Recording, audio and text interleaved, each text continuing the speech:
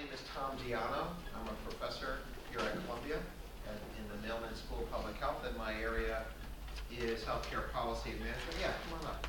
Come on, don't be shy. I have been teaching healthcare policy and management for the last 30 years, actually, and the last 3 here at Columbia. And one thing I can tell you is that I was very excited when I found out that the social enterprise group here at the business school was interested in having this panel, because I think healthcare is desperately in need of change and desperately in need of entrepreneurs like these two gentlemen here. I just want to say a few more words of introduction before we hear from them directly. I'm just going to throw out a few numbers at you, which should startle you. If they don't, maybe you're already numb from these numbers, but I'll just throw out a few to catch your attention. 1 out of 6 Americans has no health care insurance. And that's a large number. That's the largest number since, it's the highest percentage of Americans without health care insurance. So that's 51 million folks. It's the highest percentage of Americans without health care since 1987 without health care insurance. So that's a large number. So fortunately, we have here today Alan Cohen, founder of Liaison Group, who will be talking about his approach to dealing with at least part of that problem, and the approach of his organization. Alan, welcome. On the other hand, we have some other interesting number. 65 million, estimated 65 million Americans are living in areas where they don't have good access to primary health care. That's a lot, a large number.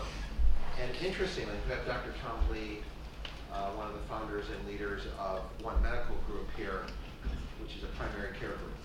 So it's kind of interesting. We have these two very large problems in healthcare, and we're fortunate enough to have two entrepreneurs working on that. I'm going to tell you one more number that is interesting. It's the joint number of these two numbers. So our good friends to the north of here in Massachusetts, as some of you may know, decided that they were going to do healthcare reform ahead of the rest of the nation.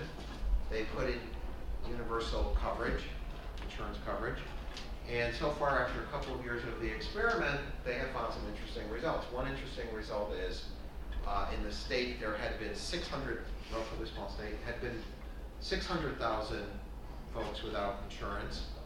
Of those, since the experiment, 440,000 have found their way to insurance.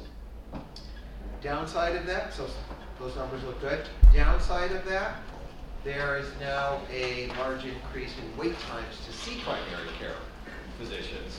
Average wait time in the Boston area is 63 days, which if you've got something wrong with you and you need to have a primary care physician as a gateway, that's kind of a long way. So we've got some complexities out there. We have great entrepreneurs here, and I'm going to start off by just asking them to describe a little bit about their companies. What do their companies do? What's innovative about their business model? And I'll sort of chat them up. We'll hear from them for about a half hour or so, and then open up for questions from you, because I think your questions will be more interesting than mine. But we'll start with the baseline thing. So Alan, maybe if I could just ask you to say a few words about Liaison, and actually you can start by telling me whether or not I'm pronouncing correctly, and how you got started, what you're up to, and then we'll switch over and hear from Tom. Thank you very much. And yeah, Liaison is the right way to say it. Anytime you're talking about kind of healthcare costs and rising costs of healthcare, health insurance has to be part of that discussion.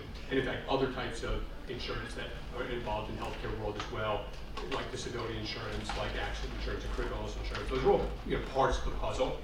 And what we do at Liaison is we build online stores where people can go shop for the insurance that they need, health insurance and dental insurance and life insurance and disability insurance. We do it specifically for employers. And so typically, especially small to mid-sized employers, typically if you go to work for an employer, they buy a certain health insurance plan for you, maybe a certain dental insurance plan for you, and you get just a take it or leave it decision. And there's something very inefficient about a purchaser or an employer and making a purchasing decision for a group of 20 people, 200 people, 2,000. And so what we do at Liaison is we build these online stores where there is a wide variety of different health insurance options, dental insurance options, disability, long-term care. There's health and wellness programs, there's telemedicine programs, there's innovative types of insurance, hospital insurance or accident insurance. And so imagine it like a big store. Imagine, you've probably seen the Progressive auto insurance commercials. Imagine it kind of like that, where there's aisles of all these different options. And now what our employer clients do is they allocate dollars to their employees and let the employees now build their own benefits package, build their own package of health and dental and maybe a health savings account or a flexible spending account, maybe even a retirement program. So each employee now can take the money that their employer is allocating to them and build their own personalized benefits package. And what we found now, after processing over 30,000 separate individual transactions over the last 4 years, is it's amazing how different people's needs are. And you take a group of 20 employees and they'll have 20 totally different things. Different types of health insurance, different types of dental, and different amounts in their HSA or maybe no HSA, different FSA amounts. So people's needs are incredibly varied across all of these different types of insurance, these different employee benefits. And we're really attacking that inefficiency with the efficiency that comes from the employer trying to make a decision for each employee. And so when you come out the other side of it, what you get is employers are able now to budget their expenses, because now they say, well, I'm going to give each of my employees $5,000 a year, $8,000 a year. I'm going to let them be the consumer. Now the employee becomes an engaged consumer of insurance, an engaged consumer of healthcare. They start to realize the cost of insurance. They start to realize, sometimes for the first time, the cost of healthcare. And they realize that their own actions and things that they do have impact in the cost of healthcare, the cost of health insurance. So they now become a truly engaged consumer. They understand that it's kind of their dollars that are being spent as opposed to these employer dollars, which didn't feel like it was their money, but it always was, right? Because employers would buy health insurance and then pay their employees less, right? It's all compensation in the end. But now they're connected to those dollars. Now they feel ownership over it, and they become far better consumers and very engaged in the whole process. And it really breaks down. It starts to break down one of the great kind of inefficiencies in health insurance and healthcare, which is we've disconnected who's paying the cost from who's getting the benefits. The employer pays for the insurance, and the employees consume the healthcare. Well, now we're trying to put that back together. And so the employees are a lot more satisfied, they're a lot happier. They actually get better protection because they now have protection that is specific to their needs. And so, different people will build different packages, using the money that their employer is giving them, using money out of their own paycheck, and they can get better protection for the needs that they have. And the employer can manage their cost and can understand what their cost is today and understand what the cost is in the future. And we do this all through a very advanced technology that we've built to really help each person. In fact, the name Liaison really comes from the idea that we are the liaison to each individual person, helping them wind their way through these complicated things like health insurance and dental insurance and health savings accounts and even retirement programs. And so our technology system, we call Bright Choices, each employee goes through, learns all about these different insurances, these different accounts, all these different benefits. They go through a decision support system where they actually answer a series of questions. It asks them follow-on questions. It really helps them kind of laser in on exactly what their needs are, then gives them very explicit recommendations, the kind of recommendations you'd imagine you'd get from maybe a really good financial advisor who'd sit down with you and say, okay, let me see where you are today. Let me see where you want to go in the future. Let's put together an investment portfolio that can get you to where you need. Well, the same is true on kind of a protection portfolio. Because all these things, health insurance, dental insurance, disability insurance, they're all about protecting a person's assets or protecting their income against events that they can't predict, like if they become sick, if they become disabled, if they prematurely die and their family now needs protection from the lack of their income. And so our system really helps people understand what their needs are, and then gives them an explicit recommendation, says this is the best fit combination among these myriad of different choices. And so each person can really have what's exactly right for them, and they feel really in control. And then the employer can save money. And what we found is now, 4 years in, is that people really have become very good consumers. They really start to understand this stuff, and they start to really not just become good consumers of health insurance, but consumers of healthcare. They want to know how they can reduce their future insurance costs. They want to know how they could reduce their healthcare costs. They really are, they understand that this is an area of potentially great expense for them, and they want to be in control of it. And so that's essentially what we do. And today, it's been exciting. 4 years ago, we frankly didn't know if any employer was going to just give their employees money and let them go shop for benefits, right? And that was before, everyone's talking about exchanges now. What we did 4 years ago is build an exchange.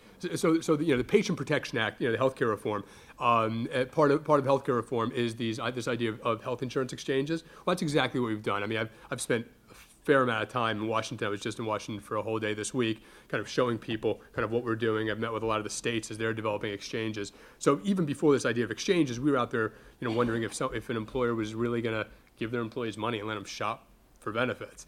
Now, fast forward 4 years, we have over 2,000 companies that have done this. About 50,000 people now have taken control.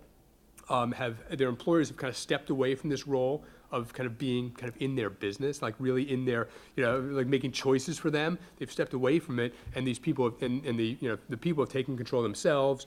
They've saved money.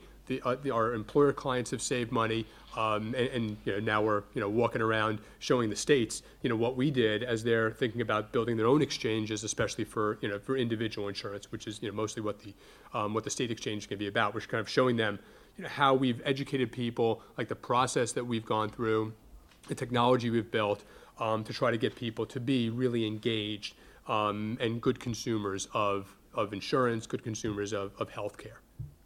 Alan, may I say, that's an excellent, and a good salesman, too. I want to sign up. I want to sign up. So Tom, maybe you can do the same and tell us about One Medical Group. Sure.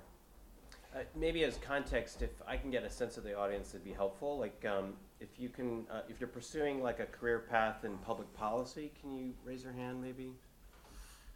Okay, so, all right, and then, not that many people. And what about public health? Okay. And then what about entrepreneurship? Okay. And then what else is out there in terms of interest? Just what's going on in healthcare kind of thing? Consumers of healthcare. I have to do the healthcare for my nonprofit that has 350 employees. Got it. Got it. Okay. Well, I'll give you a brief context, and then I can kind of maybe provide a little bit about what we're doing. Briefly, I'm trained as an internist, a general internist. That I always intended to go into general medicine, academic general medicine. Did my training in Seattle and Boston. And as I got closer and closer to practice, it became more aware that the system of care was pretty screwed up, and it was impacting not only kind of physician lives, but patient lives, our ability to deliver care that was appropriate for patients. And it didn't make any sense to me. It was clear that there was plenty of inputs coming into the system, just the outputs were inadequate. And you could see the chaos from within these organizations, but it wasn't apparent to me just as a physician what was going on. So I pursued kind of a journey of understanding and really decided between policy and entrepreneurship to look into the entrepreneurship side with a cynical view on policy, not to dig on the policy side, that the policy solution is so radical and given our incrementalist policymaking system that it was unlikely we'd get a disruptive, dramatic change to our healthcare system through policy. So I decided to pursue a path of exploration through entrepreneurship. I attended business school out west, kind of dove in deep with a first company with a couple friends called Hippocrates that does mobile drug information for physicians, where I really cut my teeth in technology, and I saw how the power of technology, when designed well, could be extremely distributive. And then took that knowledge to my current venture, which has been the long-term venture, which is One Medical Group. And our mission is to kind of radically redesign how healthcare is delivered in this country, primarily through primary care and much more sophisticated primary care models. So, what does that mean? Well, I kind of went on this journey of starting up the practice by myself. I had no practice management experience, but there was a theoretical premise that practices are just mismanaged, and there was administrative waste that was palpable. You look at the paper, people flying around, and if I could reduce the administrative waste, I can at least put the dollars that are already in the healthcare system to better use and give that back in the form of time with physicians and patients to actually be able to communicate, which is the key ingredient lacking today in the primary care relationship and in general the healthcare relationship, and other systems of care that would allow us to better manage populations. So I bootstrapped the practice myself. I was the doctor, the administrator, the web designer, the accountant, the biller, everything. But it was a good go deep exploration to understand what's real and fiction in healthcare. There's a lot of fiction and mythology about what should be done in healthcare because of supposed rules and supposed norms. And you dig through kind of the BS and you realize that you can actually design an elegant system that's much more patient-centered, that is not as heavy on the administrative overhead, and then allows us to reinvest in the patient experience. So the concept basically is, a redesigned primary care office concept. So what do patients get in our system today? They get same-day appointments. They have longer visits with the doctor. So unlike a doctor who's on 10 to 15-minute cycles, our doctors are seeing half the visit volume of traditional doctors. The visits actually start on time. We manage a culture of not double booking and triple booking, but single booking visits. You can email the doctor. You can kind of work with online systems and tools to better manage your transactions in health. And overall, the patient gets a better health experience. The key difference between us and a lot of kind of retail concepts and boutique concepts and concierge systems is we're looking to fix the system from within. Most people experience healthcare through the insurance-based model and the normative paradigms, and they're already paying for healthcare. They're already paying a dramatic amount indirectly through their wages and otherwise into the system, and so we don't want to extract a huge premium outside of the healthcare system already. We want to take the dollars that are in there and better repurpose those. But we do charge a nominal fee. We ask that members kind of support our model with a nominal fee. It's like $150 to $200 a year. And that's an engagement fee. It's really not kind of to subsidize the model. It's really to kind of realign the incentives. Consumers, as Alan has mentioned, are really disengaged with choice. And so right now you can see the world's best specialist and the world's worst doctor for the same copay. And we wanted to create a premium choice among consumers' minds. But we're egalitarian, so we didn't want to make that a barrier to access. So if you can't afford it, you're philosophically against paying a premium, we still accept you, you still get the same service level. But because most patients love the service experience and they think it's well worth their time and money, they end up paying the fee, right? So that's kind of briefly what we're about. We've got now a scalable model. We started in San Francisco, we've expanded to New York, we just opened in DC. And our goal is to create a national model for primary care that's sustainable and kind of delivers on the values of primary care as they were intended. Thanks, Tom. Yep. I have lots of questions for you, but let's go back to Alan here for a minute and then come back. And I promise we'll open up for discussion soon for your questions. I just want to quiz them a little bit more. Alan, what challenges? What you described so far is it sounds like a really good success story, going in 4 years to 2,000 client companies. What are the challenges you face? What are the real, what are the roadblocks that you see right now in your business? The roadblocks start with building the store. So in order, the roadblocks start with building the store. Building the store of all the options, right? If I was setting up a store to sell, shirts on the corner, it'd be easy to go to manufacturers and say, hey, I'm going to sell a bunch of shirts. Why don't you put your shirts in my store? Well, it's not that type of store. We have to go to insurance companies. We have to go to insurance companies like United Healthcare and Aetna and the different Blue Crosses and explain to them that we're changing the way in which people buy insurance. We're changing the way in which, we call it a better way to buy benefits, changing the way people buy benefits. Instead of the company making the purchasing decision, it's going to be the person making the purchasing decision. And we say, don't you want to be connected to the people? And frankly, most of the health plans today are thinking about that. They're thinking about how to be more connected to their member, more connected to the actual insured as opposed to the employer. But they still work within a paradigm where 99% of their business is a company with a broker buying one health insurance plan to cover a population of 20 people, 200 people, 2,000 people. And so we have to go to these health plans and say, we don't offer one, we want to offer 20. And we want to offer, all the plans in you have all these great plans on the shelves here, and you only let the company offer one. No. How about we offer 20 of them, and then we have to go to another carrier, and we're going to let them offer 20 as well. So there's all these different choices. that the employee can now get, and that's a big change. It's frankly more of a change in kind of administrative processing for the health insurance company than it is risk, because we figured out ways to make the risk make sense for the insurance company, so it doesn't give them a more risky pool of business. But it's just administratively challenging for them. They're not the most forward-thinking organizations in the world. And in the early days, we thought a lot about we're going to have to build our own health plan. In fact, one of the other founders, a gentleman named Tim Gotzik, was one of the 4 founders of a company called Definity Health.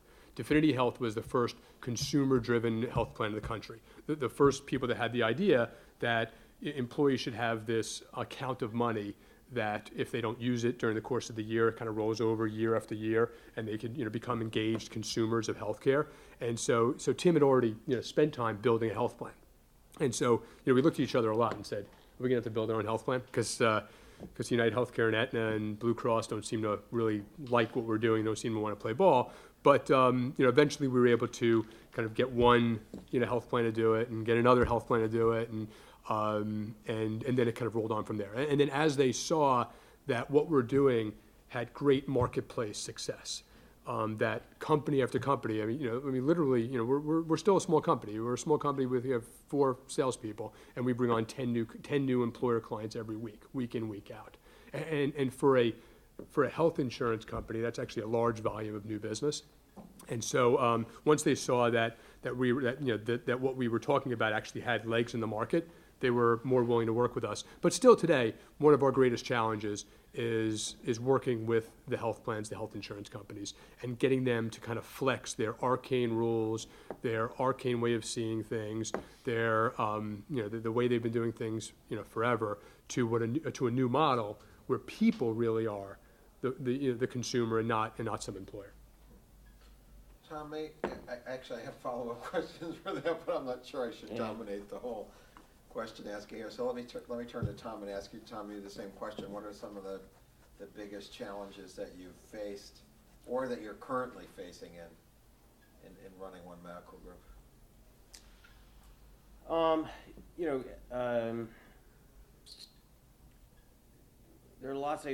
There's always challenges in a service business, I guess, and those are primarily internal and executional.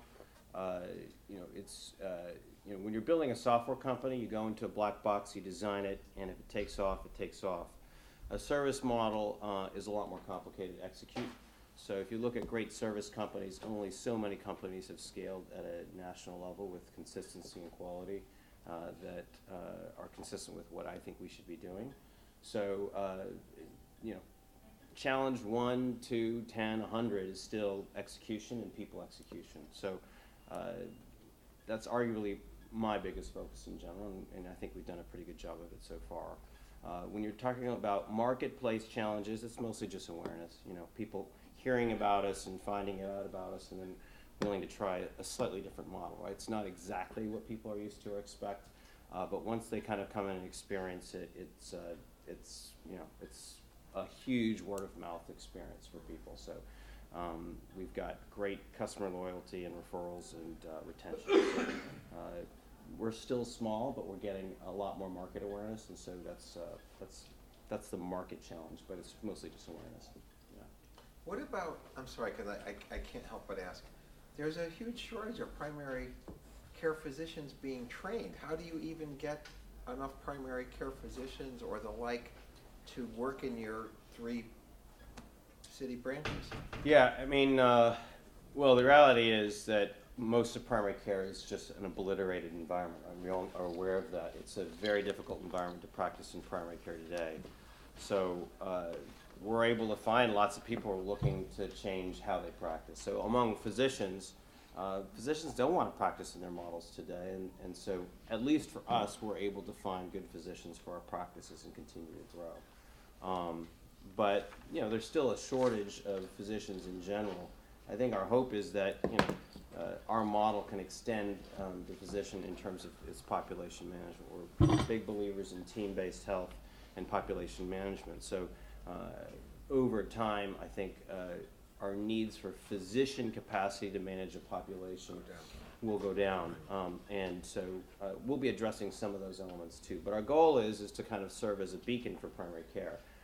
We work with med students in all the regions that we're at and kind of allow them to see a new model of care that's actually consistent with the core values of primary care and delivering good health in a sustainable model where physicians go home on time, they've got a supportive infrastructure, and they've got time to actually deliver the care that was intended. So our hope is that we can inspire more med students and residents to go into primary care, and then also, capture kind of a great percent of the market so people are able to practice our style of medicine. All right. So let's open up. So we're about a half hour into this session. I wonder if there are questions. Let's just we'll start over here and then go around. Yes? I have a question about One Medical. There's obviously the buzzword, sort of the medical homes and then accountable care organization. As that's kind of shaped in the next few years, how do you think that'll affect your organization? Yeah, it's exactly that. They're buzz phrases for concepts that have existed for 30, 40 years. What's old is new. Yeah. So they've got different labels. Certainly some of them are more reinforced now through legislation. Our principles are, along the lines of, what's good for the healthcare system, the employer, the payer, the provider, and the patient. Like the whole kind of value chain, our delivery models in alignment. So it's trending in our favor. They're trying to encourage models like ourselves, and so that's a good thing. But it doesn't necessarily impact us. It creates distractions, frankly, because there's a lot of churn based on the legislation, and it's good. But it also creates a lot of distraction, noise, and I think a lot of unintended consequences in terms of the Reform Act. I think they're well intentioned, but the reality is healthcare is dominated by large institutions today. And primarily the providers are the fractured voice in this. And so when you move a legislative landscape, which is what the Reform Act does pretty dramatically at some level, the institutions that are moving most quickly and rapidly with the largest force are the institutions, primarily payers. And so they're adapting more quickly than the providers are. And what does that mean? It's likely that we're going to have some unintended consequences of what these Reform Act is hoping to accomplish, but may ultimately still be problematic for the actual provider layer, which is where the problem has always been existing. So does it help us? Kind of. Is it a distraction? A little bit, yes. It's not competitive to us, but it's complementary. But I do think that reform in general is going to have some unintended consequences. Oh, so this gentleman over here. Yeah, so a question for either of you. It sounds like you guys are doing wonderful things and you have the right intentions. But what wasn't regularly apparent, are you for-profit or non-profit organizations? And if you're for-profit, what is are you breaking even? What kind of margins do you expect in the future? And what does your business plan look like? Even if it's not for profit, what does that look like? Because that's always a challenge with trying to build scale, but also trying to invest enough so you can achieve the quality that you need in order to maintain your vision. We're for profit, and our business model is as a distributor. At some level, we're a store where people buy insurance products and buy other types of products, and there's already this huge revenue stream built in there, right? Insurance commissions or different distribution fees. Frankly, it's an absurd level of compensation that's already built in there. We're just a better way to distribute these things, and so we grab that as kind of our revenue, and we were coming pretty close to break even, and then we decided to kind of invest in growth, and recently raised money from Bain Capital, and we're not break even anymore. but you don't raise money in order to not spend it, right? And so we raised money in order to kind of grow our sales and marketing, and to really we'd spent the first 3.5 years kind of proving that there was really a market for what we do. After bringing on a couple thousand customers, we said, okay, now we really have to try to scale this business in a larger way than we were able to with the 25 employees that we had. And so we purposely decided to go away from break even in order to expand and grow.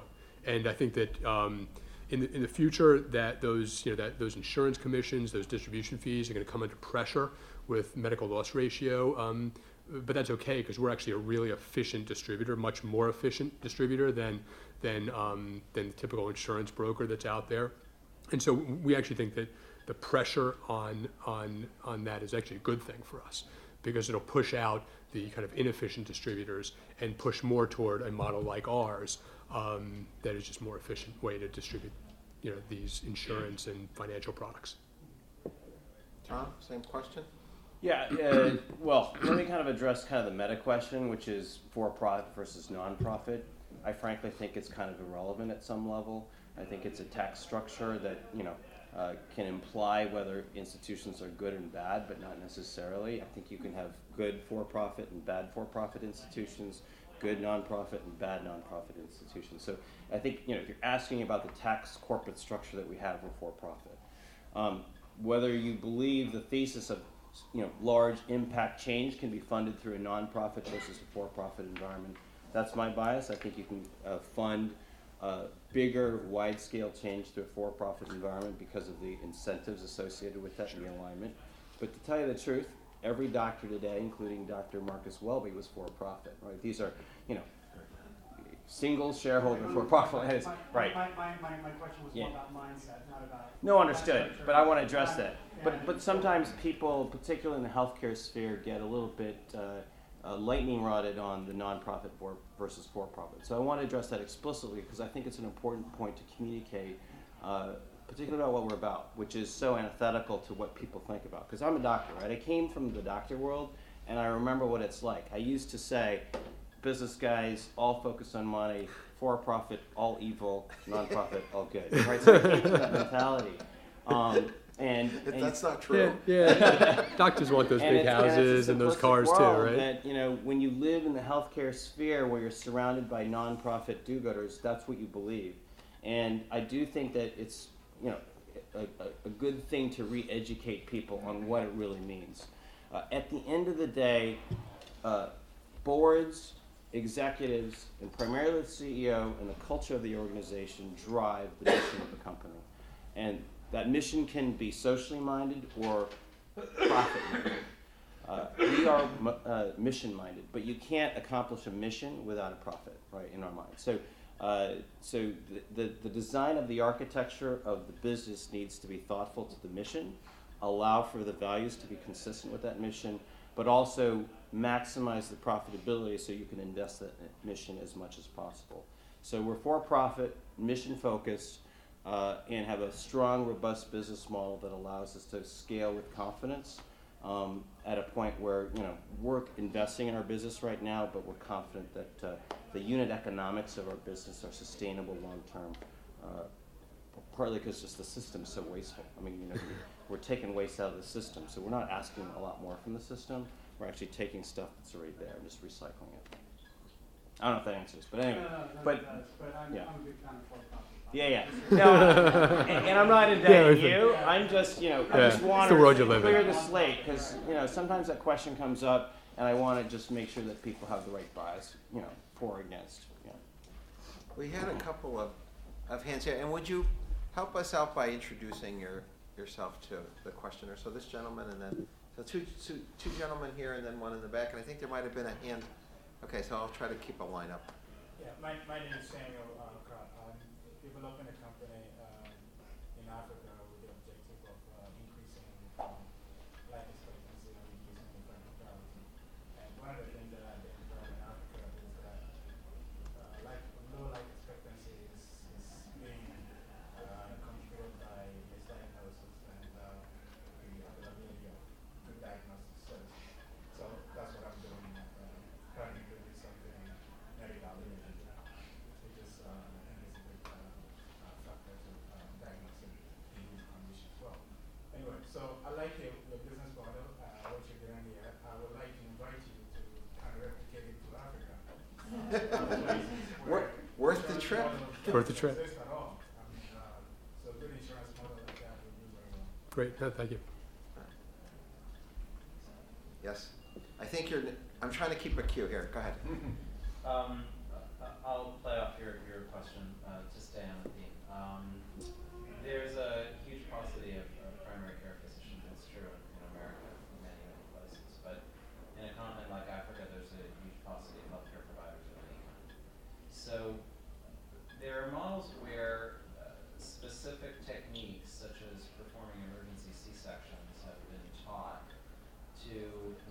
physicians in order to decrease risks of both maternal and infant mortality, and they're extremely successful, especially in environments where both mother and child would probably die en route to the nearest healthcare facility.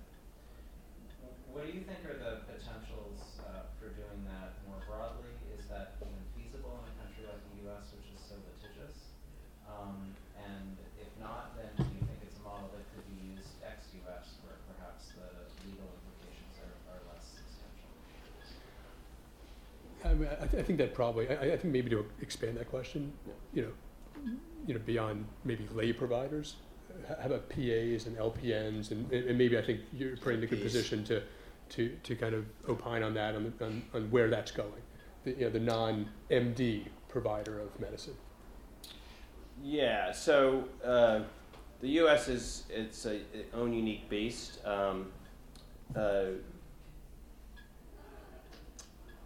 It's clear that you can do a lot of healthcare without a medical degree with the right training. Do I think that's likely to change in the U.S.? Not really. The medical lobby is pretty powerful, right?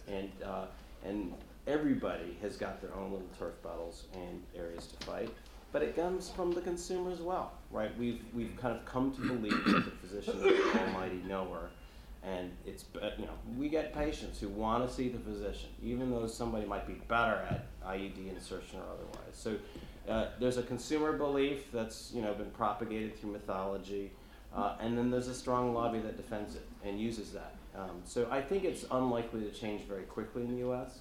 I think there's still ways of coordinating care that are leveraging physicians within the guidelines of scope of practice, and that's what we certainly do. We protocolize a lot of physician practice to lower cost labor centers, and that's kind of our mantra of delivering higher value and more cost effectively. But absolutely in other countries, you've got a lot more free market countries out there that are in developing nations where you've got a great model for that. It's just other issues, right? Other local, regional issues about belief systems about who should be delivering health that may also influence that. So I can't speak confidently about any specific country, but I think there's in general more opportunity for that in specific countries that are a little bit more free markety and or don't have the allopathic MD held in such high regard. So we had a gentleman in the back, and then a couple of hands over here on my left. So this gentleman in the way back. Great thing. My name is Carl Frankel, and you got a business that's 4 years old, something like that now? 4 years. And you're a couple of years along the way. So I'm curious how you funded those first years. That's sort of a critical decision path. How you get going? Did you get seed capital? Did you fund out of pocket? I'll go to you guys. Sure, I'll be happy to start. We had a little bit of seed capital, but primarily it was actually funded by the founders. This is actually this is my second venture. I ran a software company for about 10 years, through the wild and woolly kind of .com days. I have great stories about raising $25 million on a $40 million valuation with $1 million of revenue, right? And going from 30 employees to 150 employees, going right back down to 30 employees. But we actually ended up building a successful company, which I think trial by fire sometimes helps that. And so this is really my second company that I started. And one of the other founders, the three founders of Liaison, this was also his second company. He was the one I mentioned from Definity. Our third founder is a McKinsey guy. He never did anything except for work for McKinsey. And when we sat around and said, okay, we want to start, we want to start this new company. I had run a very heavily venture finance company. GE Equity and AIG were my big backers. Tim had run a heavily venture finance company from a bunch of Sand Hill, and we said we didn't want to do that again.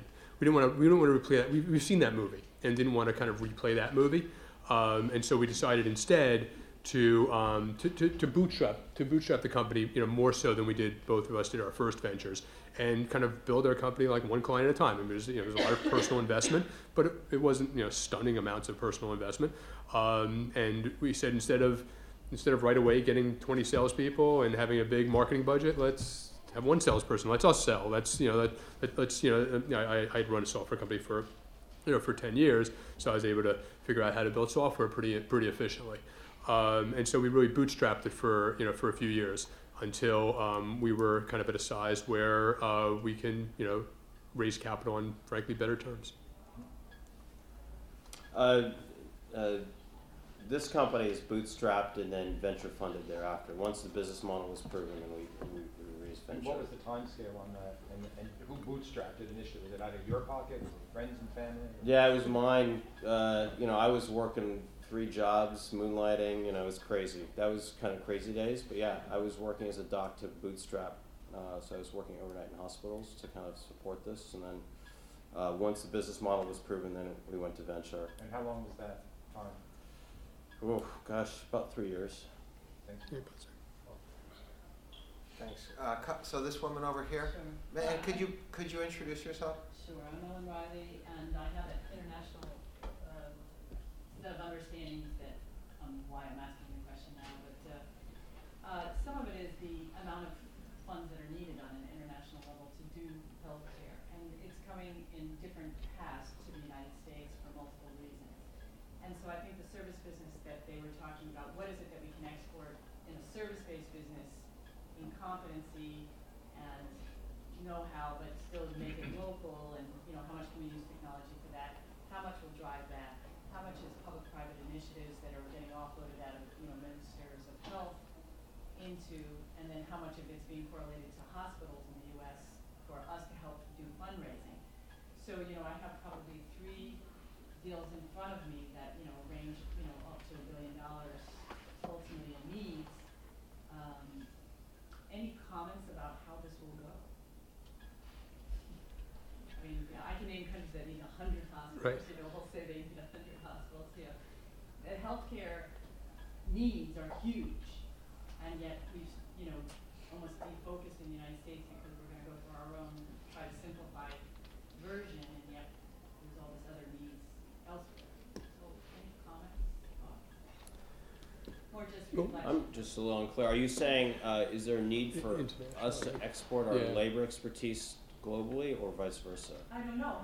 How will it play? I mean, is it going to be self-developed? Is it going to be? Are we going to be exporters of knowledge? Are we going to do service businesses? Depends on which companies get invented by you guys. I mean, these are solutions that can have a place in the world, but those are determined by market, business factors, and otherwise. But I do think that there's an opportunity for expertise exchange based on labor issues in any given locale, just like any other manufacturing process. But I don't know if I'm missing the question. But And I think that I think it's interesting to have maybe both of us up here because from the kind of provider side, and then although again we're kind of a software company and store, but I can also speak from the kind of insurance side of things. I think that there needs to be kind of there needs to be money to finance the building and the sustaining of a healthcare system, right? And in the U.S. that money flows through payers. Flows from companies and insureds to payers to doctors and hospitals. And kind of without that, and in other parts of the world, it flows through governments, right? It flows through, National Health Service, right, in the UK, or it flows through, the provincial health services in Canada. In a country where they both lack, a private insurance-based funding of the healthcare system and a government-based funding of the healthcare system, I mean, there is no place for the money. And so if the government's not going to do it, I think as the economy develops, they can develop into a model like the U.S., like a Swiss model, like a South Africa model, where it's companies who are funding the purchase of insurance, health insurance for their employee population, and that's where the money comes from to support the healthcare system. It's got to come from one place or the other, right? Because it takes a lot of money, and if it's not going to come from the government, it's going to the only other pocket, right, is the corporate or is industry. A quick comment. I can't help but put my public health hat on, and I also spent several years working on international healthcare out of France. So one thing's well established actually by some of our colleagues here at Columbia, that for nations to be productive, for developing nations to be productive, they have to be healthy. The second thing that's very clear is that healthcare systems don't make societies healthy. Most of health is actually produced by prevention and measures that don't cost as much as let's say, going to a hospital. So I'm not sure where your question is coming from, but I would take the opportunity to preach for developing countries to invest in public health and prevention, not to spend a lot of money building tertiary care hospitals. Now, human nature being what it is, I actually have seen a lot of developing countries putting a lot of money into tertiary hospitals because they want to be like us. And of course, that's quite mistaken.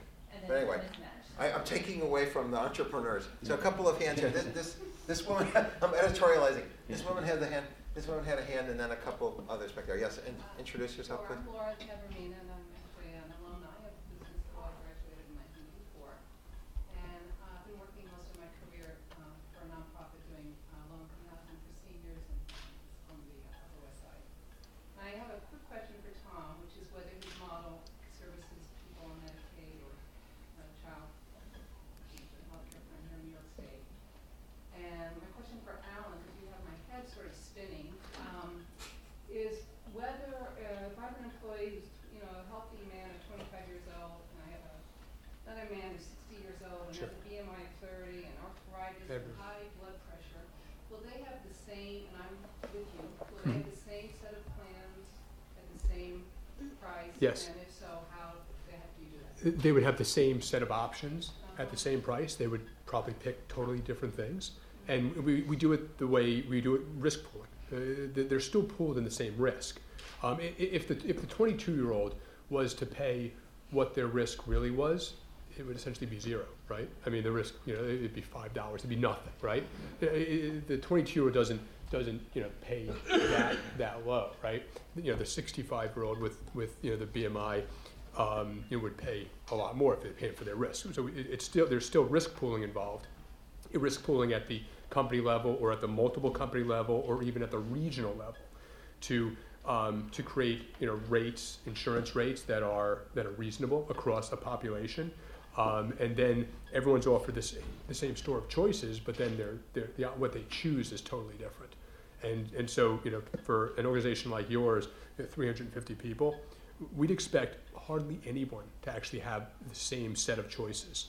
Because again, think about choices, all these different types of insurance that you can choose, and literally almost every person would have a different combination. Now some people might have slight differences, but some of them are big.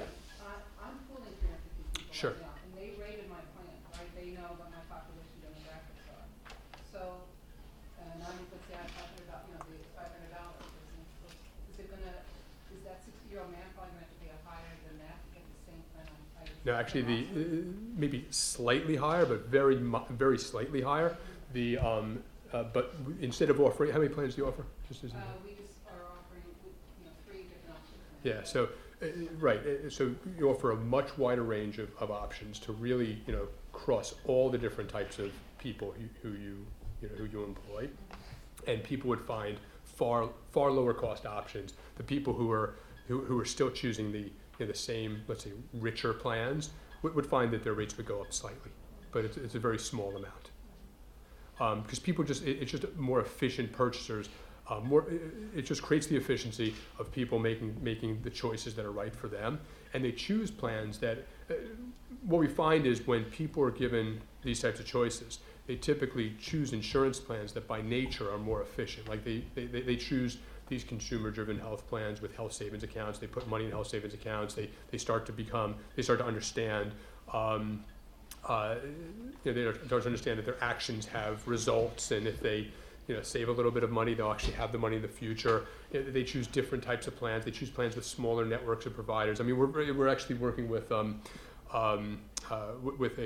hospital in Kentucky that has it's a PHO, right? A hospital and a bunch of physicians. It's just a single hospital with a lot of physicians, but it's a well-known high-quality hospital. So they've had their own network, now their own network. It's not, if you were to take all the employees, imagine a 350 person company in Kentucky, you wouldn't want to give them all that, because some people would say, no, I like the other hospital. But many people will choose to restrict their choices into this network, and that reduces the cost of the insurance dramatically for a lot of reasons. And it doesn't matter if it's like a well-educated workforce or low-educated, What's interesting, people are not well-educated. you would kind of naturally think that what we do makes sense for like high-tech companies in the Bay Area, right? Actually, we have trended toward manufacturing.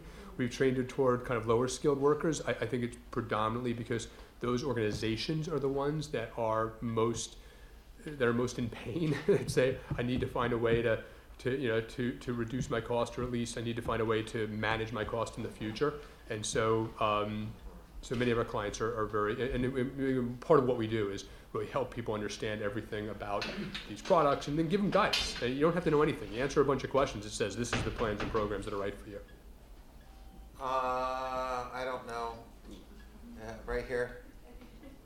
Oh, I'm sorry. I'll Tom, do you want to quickly take a answer. cut at that? We take I'm sorry. HMO, PPO, Medicare, not Medicaid today, but that's just an issue of getting too broad too quickly. So we're focused. We want to say relatively focused, but we'd like to diversify, but thoughtfully design a Medicaid solution along the principles that. So we can't do it today because we're so small, but we'd like to. So the networks, like in the local area, like the Aetna, United Healthcare networks. Yeah, networks? we're in all the major HMO, PPO networks, Right. and Medicare. Because what we'll do is we'll put your products on our shelves and let people buy them. It let sounds people like buy them we- with their company's Wait, money. Another Yeah. No, another absolutely. sale. No, it's part of what we want to. We really want to help people not just purchase insurance, but understand how they can kind of navigate the healthcare system better. Right. Absolutely. Awesome. So I'm sorry, this woman here. So Tom, in order to have the biggest impact, what is the 3 to 5 year strat plan? Is it franchising, owning your own sites, developing a consulting wing, teach others how to do it the way you're doing it? How do you grow? Yeah, so our dominant strategy has been to grow our own to date, and that's got a pretty aggressive ramp over the next several years. But we're also looking to expand our channels for more geographic dispersion of our service model. So that's as much as I can say, but some of those options you're describing are consistent with that. But obviously there's a huge market out there, so we want to start to accelerate the ramp and dispersion of our model. So I'm told that we have a few more minutes for questions. This gentleman in the green tie. Yeah, briefly background. I'm Mike Ludwig, dual degree MBA and MBA student here. Worked in strategy consulting, spent the summer at that gated insurer named Aetna, and also worked at a venture capital firm focused on healthcare services and IT, so I know the space pretty well.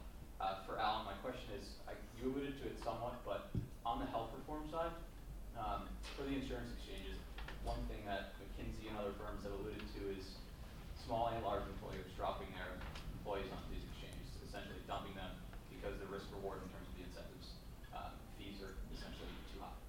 So how does that impact your business? Do you agree with that, and kind of your thoughts around that? Sure, that's a good question. I spent a lot of time thinking about it. The range of Kaiser Family Foundation recently came out with their own study, said about like 5% of companies will drop. McKinsey says 30% of companies will drop. Somewhere probably in that range is the accurate, is the truth to it. I actually think in a somewhat paradoxical way, we might see large organizations kind of drop their insurance more so than small organizations do. It's kind of a little complicated math on why that is, but the big takeaway is that the higher paid people are the ones that actually are the most who are harmed the most by a company dropping group insurance and pushing people into the exchanges, because they don't get the subsidy, and they're actually going to pay more for the insurance, because the insurance inside the exchanges is going to be 5 to 10% more expensive than insurance outside the exchanges. Lever that with the fact that the higher paid people in the organization will trend to be older, which means they'll be paying the 3 multiple instead of the 1 multiple in the difference in price. And so a company owner of a 20-person company might go from paying on a pre-tax basis $1,500 a month for his own coverage to paying on a post-tax basis $3,000 a month. right? So the owner of that 20-person company is going to say, that's really a bad deal for me, right? And I'm not going to want to do that. Very large organizations, it's frankly just a different decision set, right, for them. I do think there is going to be some level of dumping. I could tell you that, I mean, I just happened to just spend a day in DC, met with a bunch of staff of senators, and they're very they all hate the McKinsey report, right? And they're very focused on how they can build the rules to make it so it is much less likely that happens, because they very much don't want that to happen. It'll run the subsidy cost will triple in what the subsidy cost is projected to be. And so, and because remember that the healthcare reform, although it's 1,200 pages, it says like very little actually. That really, what really will be the healthcare reform, what really will be the exchanges is being determined right now by the HHS and will be determined over the next 2 years. So there's a lot of things that still need to be determined, and they're very focused on getting companies not to dump. I think that there's a potential competition. We potentially compete with exchanges. We've actually talked about kind of an interesting way that we could work with exchanges, where we can kind of sit above the exchange, and a company brings their employees into us. We have the analytics where we can actually say, that you would actually be better off not taking the money the company's giving you and going to the public exchange and using your subsidy. So we actually could push people into the public exchange. Tell somebody that they're actually better off with Medicaid. Push some people to Medicaid, some people to the public exchange, and then some people to a private exchange. And so we think that there's actually a big business opportunity for us there, even working with the exchanges. Long answer. So unfortunately, we're out of time. But I'd like to thank you for attending, and I'd like to thank Alan and Tom for doing a great job this afternoon and being with us.